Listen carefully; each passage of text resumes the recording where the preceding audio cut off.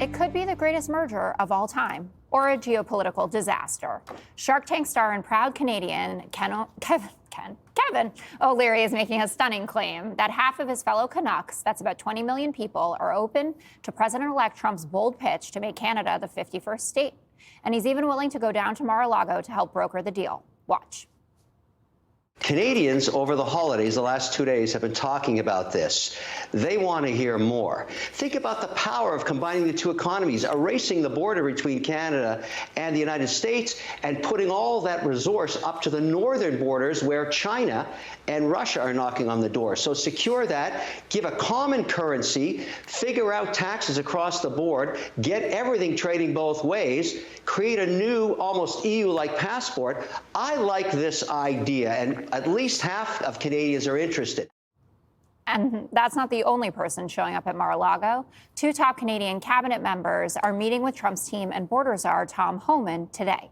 They aim to hammer out a border security plan that Canada hopes will ward off Trump's threats to impose economically damaging tariffs on imports. Homan is telling Fox that Canada is, quote, ready to go on immigration enforcement, and Trump himself has made it clear where he stands. Essentially, we're paying Canada, and we love Canada. I have so many friends here. I love Canada. I love it. But why are we spending $150 billion on Canada?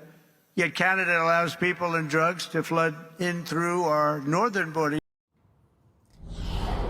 So I caught your face as I was talking, and it wasn't just because I called Kevin O'Leary Ken. What do you think about this merger idea, Tyrus? I think both of his watches are broken. Like, okay, there's no 50% of Canadians willing to give up Canada. I mean, that's their country. They'd be like 50% of Americans being like, oh yeah, we want to join the other side. It almost sounds like a promotional stunt for a TV show.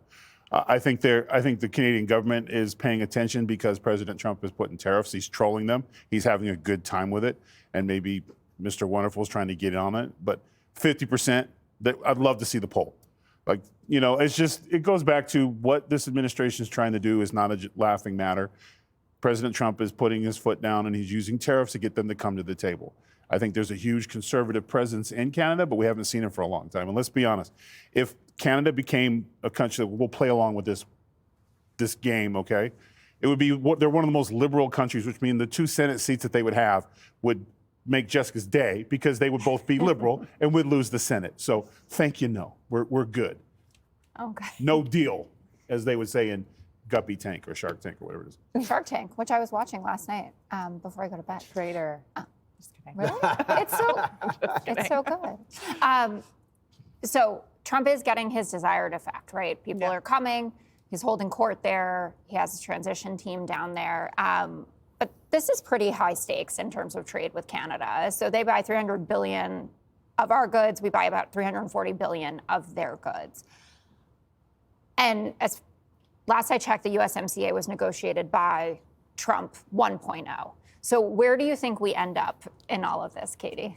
Well, we may end up with an additional trade deal that the president believes is better for the American people. But the bottom line is, even if there aren't as many people in Canada who want to give up the country, there are a lot of people that the new administration can work with in Canada, common sense on the economy, to get to the table and at least change some things that he doesn't like that they've seen happening over the past 4 years. I find it very interesting that these ministers who have flown down to Mar-a-Lago after Trudeau flew down there himself to have a one-on-one meeting, are meeting with Tom Homan, who is the new border czar. So Trump is not only using tariffs as a way to push for more border security and to combat fentanyl and to combat terrorism and terrorists who come across the northern border, which is the longest border in the world. And so it's very interesting to see how they're using the economics to push on other issues, not just the trade deficit and maybe a new trade deal that Trump may want for the country. Yeah, Joey, I want to pick up on that with Tom Homan. He seems to have become really a central player in this transition. And you have Democrats and Republicans that are talking to him. You have Mayor Adams here in New York City that had a meeting with him. Do you think that the Canadians being ready to play ball so quickly, so they have a new border security bill to invest another $1 billion in this, they clearly know that it's a central plank of Trump's platform and what he wants to do moving forward. They're also all up for re-election. Right, and Trudeau is forecasted to lose. Do you think they're foreseeing a Trump-like movement north of the border as well and trying to stamp that out? I think you've seen it throughout the Western world in some ways, and I don't know if it's Trump-like. I define Trumpism, make America great again, make North America great again now, as populism, as mainstream populism. It's an opportunity for people to feel heard and seen and to feel like you're not speaking for us as some big corporation that puts a movie out with an agenda, one way or the other. You're not speaking for us if your version of DEI puts a disadvantage towards, my kid that's white and male. And so that I don't think is conservatism. I think it's common sense. And I think that that's what you see sweeping across most places that have any form of representative democracy. But when it comes to Canada specifically, when you look at the list of things that we import at high levels, kind of towards the top of the list is oil and gas. You can go all the way back. The Keystone Pipeline, I believe, was Canadian oil and gas. So if President Trump is going to drill, baby, drill in Alaska, and he's going to keep our energy cheap and make us energy independent again, he can't tariff oil and gas and get that accomplished probably, or at least not immediately. So if he does this, and the other one is vehicles, and he's spoken to and a lot about Detroit and the vehicles that are made in this country and in Mexico and in other places. So I would predict that if tariffs were the way, chances are some of these things are carved out anyway. But I mean, the truth is he doesn't want an econ war. He doesn't want a trade war. He wants a secure border. He wants to fulfill his main promise, which is to keep bad things and bad people out of our country as much as possible. And I don't understand how Canada can't be a partner in that. So I don't know why it would have to get to the point of tariffs to begin with. But that is where he started with all of this. Yeah. Right? With the 25%. Yes, and that was the point, to have an economic impact quickly that is obviously beneficial to Americans. And I agree with Tyrus. I don't think that there are 50% of Canadians who are like, we don't want any national independence at all. We don't want our own identity. We just want to be like the cold, forgotten part of America where people maybe go see Vancouver once every 5 years.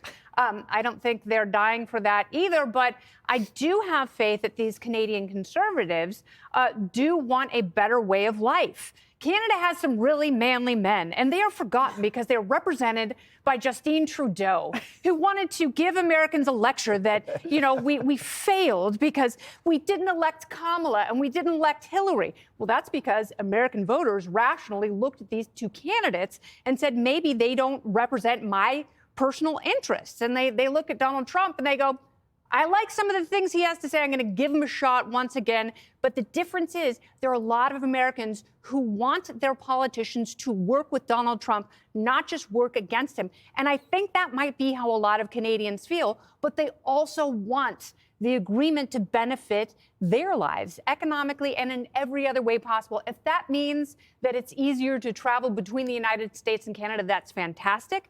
I do think this president wants a secure border. I think that he's trolling. He doesn't want a 51st state, because if you want a secure border, the first thing you do is not dissolve it. So I think people are taking some of his jokes too literally. Right. How did we say it in the first term? Like, never take him literally. Seriously, but not literally. Seriously, but not literally. Yes. The 47th president of the United States of I America. also would fit in that description. I mean, all of us on a holiday Friday.